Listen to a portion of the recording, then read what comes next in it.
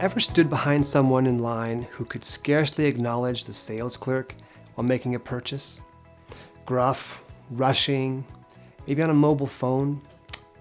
It's more obvious in real life when there's an invitation for interaction or not. But online marketing professionals can be blind to what even the IRL sales clerks, who are just students on summer break, can recognize. Social cues, invitations.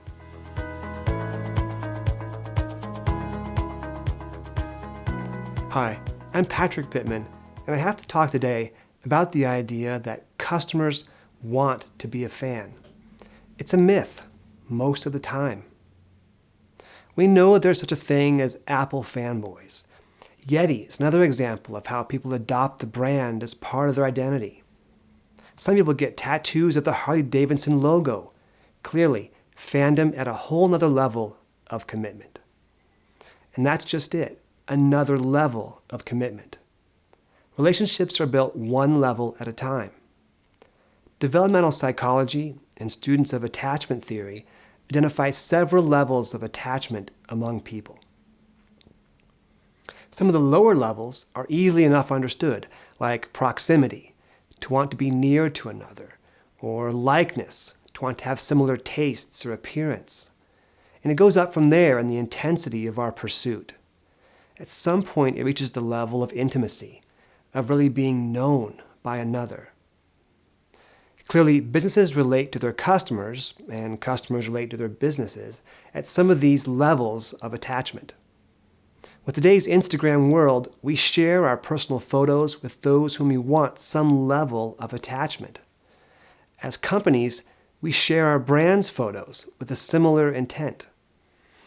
Only a fraction of our customers even acknowledge this kind of attempt at connection, and an even smaller fraction actually value it.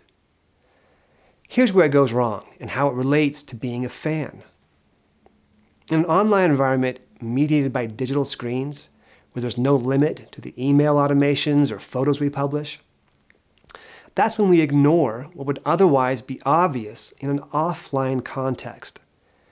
We think because it's digital, there's no cost, but there is. Some customers neither care nor want this kind of communication. They're not fans. Not yet. In an offline world, we'd see quickly whether there was any eye contact. When we offer a photo, do they look up and connect? Or do they look away? We'd adjust our photo sharing accordingly.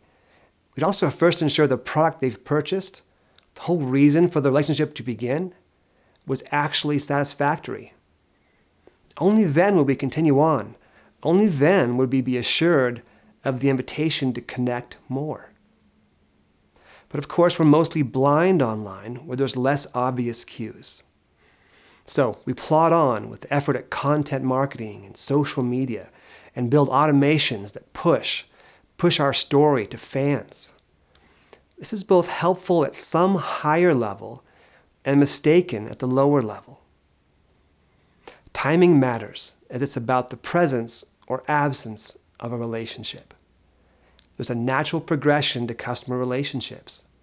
Just because you spent lots of time crafting your product and your big brand story and all the social media posts that illustrate it, that doesn't mean the customer cares one bit about it. Yet. Sometimes they're just searching for a quick restock or a gift, and they focus on price, in-stock availability, and delivery date. That and the cost of shipping. That's it. That's all. And this is to be expected for some people at a certain timing. As your product is delivered, meets or exceeds expectations, then you have a window of opportunity to go beyond the transaction. That's your moment when you can suggest something ongoing, something that looks like being a fan.